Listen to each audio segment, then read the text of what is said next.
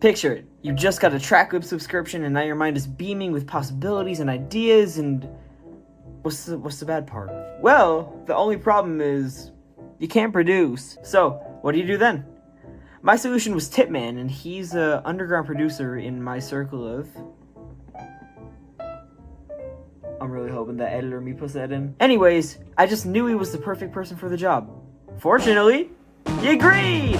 So, over the next few days when I got the beats from Tipman, I started writing and recording and getting features and mixing and doing all the stuff that I wanted to do. None of that really worked out. I mean, of course some of my verses and stuff stayed, but other than that, really most of it was scrapped. That was until I asked for a feature from this weird Four Eyes dude. Yeah, you might have seen him. Garcia. All I knew was that he had a podcast and he could rap, but that's really it. I just pictured his voice on this one song and I knew I needed him. Honestly, this one feature changed everything. At first, I didn't really have high hopes for this project. I thought it could be like a mixtape and nothing more. But when he turned in that verse, or when he showed me Dirt Witches, I just knew something had to change. Luckily, he decided to mix and master, which I mean, I keep on winning and winning. So, with Tipman and Garcia, we synergized and we started making an album called... Yeah.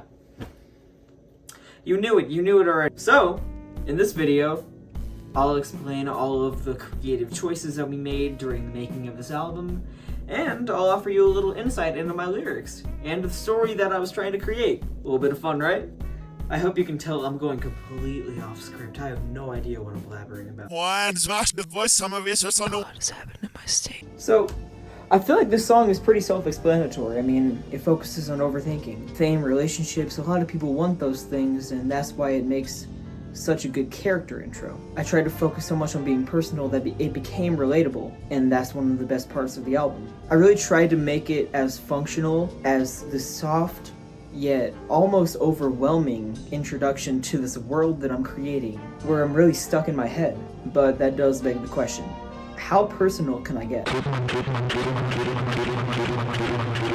To put it simply, Elephant really focuses on overcompensation. At this stage, I feel the need to cover up all the overwhelming emotions that I'm showing with braggadocio provided by me and special guest Garcia. The intro with the singing really focuses on establishing the setting. It's almost like a narrator is speaking about where I am in my life and in my head and just physically where I am. After that, the mindset that I'm in has really showed off. It feels like an attitude in a way.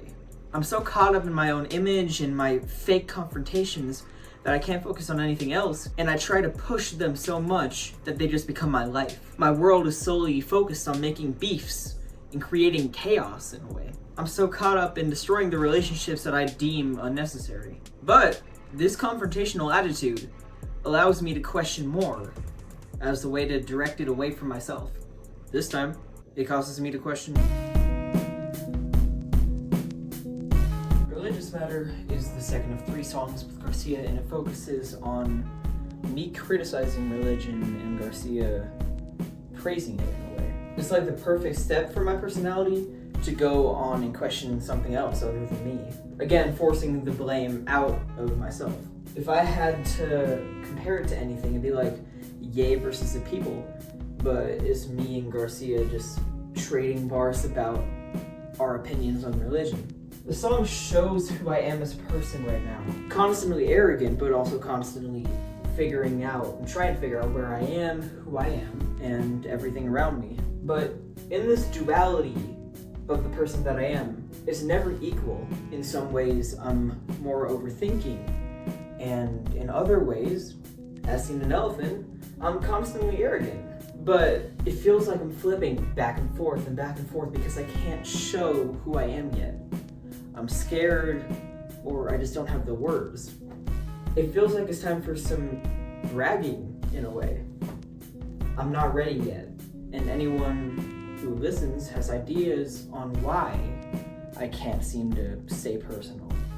I mean, I work as a self-insert in this album, but for me, That answers passion. Getting passionate when I'm crashing out of you. Getting real passion when I'm cashing out for you. Holy. I feel like to fully understand passion, we should probably look back to how everything originally was supposed to happen. You see, I was supposed to have so many features on the song. I mean, like, people like Sharon and PMA. It was supposed to be a retrospective on our love for music.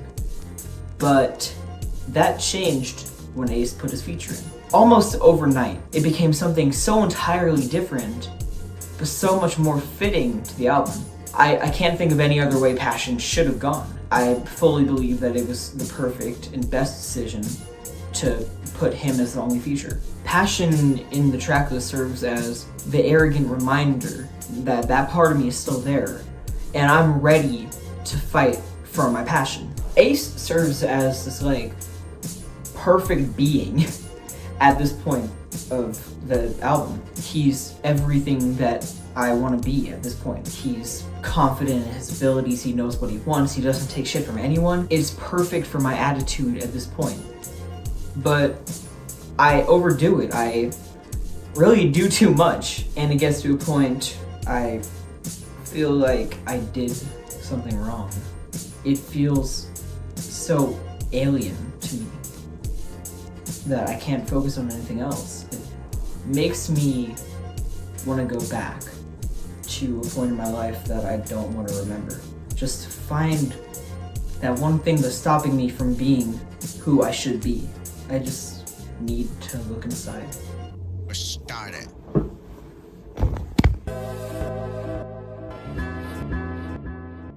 You may have seen that I don't like this song, and there are two reasons why. Firstly, it was recorded terribly and in a weird place, and I don't know why it sounded so terrible. It was recorded in like January, like 2 months before I even started work on it. And second, it's so personal that it's hard to listen to. The writing is based off this story that my friend told me, where he was contemplating suicide. It's a hard topic to hear from someone that you love so much. You don't know how you should react. All you can really say is, are you doing better now? And that first verse is really me trying to relate, figuring out what to say in a way that I think would help him. You never know what would help someone though. People are mysteries. All you have to do is keep trying. And he serves as a plot device in a way. He works as me really looking in to who I am, how I've been feeling, because me and him are so similar in that way. We keep contemplating about our futures, and we keep thinking about what would happen if we died and if it would be good if we did. We're stuck in these terrible spots that harm us so much that we can't see anything around us. But this song really does show, at least to me, that people can change and people can grow from their past hardships. I mean, it serves as a reminder in your mind, but you can't move away from that. But you can try to be and feel better. That's where the second verse comes in. It's almost a direct mirror of the first verse, but it's like happier in a way. It's like I finally came outside and looked at trees and shit. It's me finally getting out of the slump that I've been in, and I feel like I'm finally ready, or at least almost ready, to tell everyone everything. If I had to put it in words, Talk My Shit is the literal embodiment of braggadocio. I feel like that's all you have to know. I don't know, it's me feeling myself. Not like that, but it serves as the final bragging of the album. It feels like bragging that's deserved. Instead of feeling forced, it's like a victory lap in the way that I want it to be shown. I mean, I'm talking about my upbringing, I'm talking about my fights and my disses, and I'm talking about how much better I am than everyone because of how much I've overcome. And it finally feels deserved, if you get what I mean. I mean, of course, it's the last bragging of the album, but it feels like a proper send-off for it. It's not like I'm forcing anything or just trying to be cool. It's like I'm giving a speech, rapping. She my heaven on earth, show you all that you worth, eat the... Before getting into the lyrics, I want to focus on the technical level of it. I find this so cool. Landon, his vocals, it's like this wind down thing, and it feels weird, but it's perfect for the song. That chorus really does show the deterioration of my relationship. It starts so beautifully that you just don't expect it at the end. You thought that it was gonna last forever, that serenity, but at every end of the chorus, it's gone. It's like these moments of peace and happiness that you feel with this person, but then they're interrupted by whatever it may be. It's like it's waiting for it to happen because you don't know how to react if it doesn't go bad. It's weird, but that's my relationship. Then Stretch's verse comes in, and it's another one of those high moments. It's beautiful in how he tells it. He talks about this person like no other. They're his person. That's how I want my relationship to be. It's like Landon and Stretch are telling me the beauties of their relationships. But after Stretch's verse, it goes back to that same chorus where it starts off as much of a mental high as Stretch's verse was, and it keeps deteriorating. That's where I finally come in. The second verse, which is me, focuses more on my feelings of the matter. Wait, how do I do an yeah for what it was? How many times I made the hardest, all the bad and the worst? My second verse kind of shows me after this breakup, after all the high moments and after all the low moments. It's like everything that Stretch and Landon both said came true. I end up blaming myself for all these problems, but by the third verse, I do understand that while I did do harmful things to this relationship, it wasn't all me. Heaven on earth feels like an idea. It's almost ironic at the end of the song. Landon saying that she's his heaven on earth. It doesn't feel deserved and it feels forced. It feels off. I feel at the end of it almost betrayed. It felt like they chose for me and they chose to start breaking us up. I still don't understand why, and I wish I knew at the end of it. I'm trapped in my mind.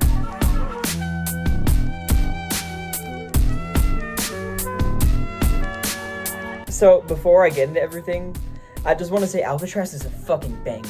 And that is mainly because of Mad T.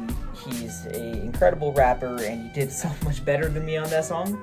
And I will accept that. The song is about being lost in your head and trying to find a way out, if we boil it down. But anyways, I keep trying to shield myself, and that leads to me digging a hole deeper and deeper for myself every time that I try to be more arrogant and more unforgiving of my past. And at this point, I'm lost in my head. I can't find a way out. It's like I'm buried. We both go on to talk about how music is somewhat destroying our life. We can't live without it, but it's hard to live with it too. For my verse, for example, I'm talking about how I have to market and how I have to still make these good songs and I still have to put 100% effort into everything I do. It all gets so tiring. And if I look back into it, I feel like the struggle and the stress that I put myself in is a lot of the reason why I became so depressed. It's hard to think about. Your life, your favorite thing, harms you. It's such a hard thing to even dwell on. It makes you feel vulnerable and makes you feel like you have no purpose. And before you know it, a lot happens in your state too.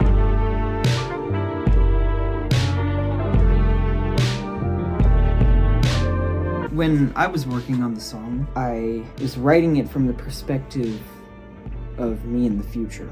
If you watch the skits, you would know that in this fake universe where the story is taking place, I kind of lost my friends because of the stress that I was under, because I put it all on them too. This song focuses on that reality where I'm alone, and I'm writing a letter to my best friend. I'm updating him on my life, and I'm hoping that I get a response back.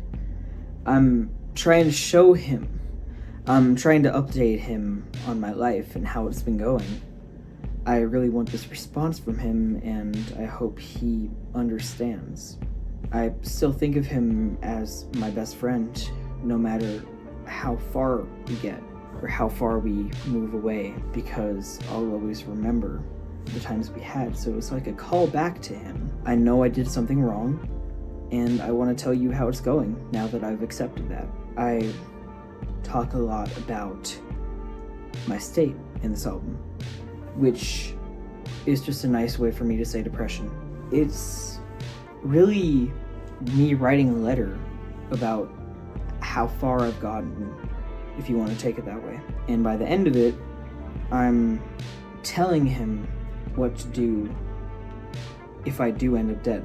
It's hard to accept. You always want to be there, but you can't help but think about, how would it be if I wasn't there? Maybe it would be better. At the end of the song, I'm writing to my friends, to my family, to myself. And that last 4 bars, or however long it is, they're the most important part of this album for me. It's a plead for myself in the future to keep going. At this point, I do realize that I'm actively making the world worse if I do commit suicide. I don't try to talk about it, but I made the album because of those fears. Death is scary. You can't try to just walk away from it because it's gonna get you eventually. And the hard part is trying to figure out when it's gonna happen. This feels like a spiritual awakening in a way. Once I accept my life and the hardships that I've had, I feel so much better already just living life. And while overthinking does still happen, I'm much better mentally. Which leads into the last song and my favorite song I've ever made. How Few. So, How Few is a song about moving on. Moving on from all the hardships that I went through and every moment of lack of self-worth. I dwell on these insecurities that I have so much that I can't focus on the world around me. How can I preach all of this when I don't even love myself? It's hard to love yourself. You could envision it as like loving a cactus. It's like you've hurt so many people and you've hurt yourself so many times that you can't ever forgive yourself. You may not love yourself right now, but you will one day. You have to one day. That's what How Few is about. It's a hard conversation for someone that is depressed. And when I finally accept everything that's happened to me, my world changes. That's when the beat switch happens and I'm finally able to recognize myself. I come back to the questions that plagued the intro. I keep asking, how will you remember me? What happens if I die? And all the above. But that's a way for me to reflect. It's not overthinking anymore. It's just questioning. If there's something that I learned while making this, you have to question. You have to question everything. And by the end of the song, I'm new. I've reflected and I've done everything that I could have to enjoy myself more. And that's the end. It's really a weird ending, as Ace pointed out. But I like to think of it as to be continued. That's what I find so beautiful about How Few. It provides air. And it provides room for me to grow. It allows me to keep going. And that's all that I wanted. the ability to know when I'll start saving myself. Time's now. So, time to move on.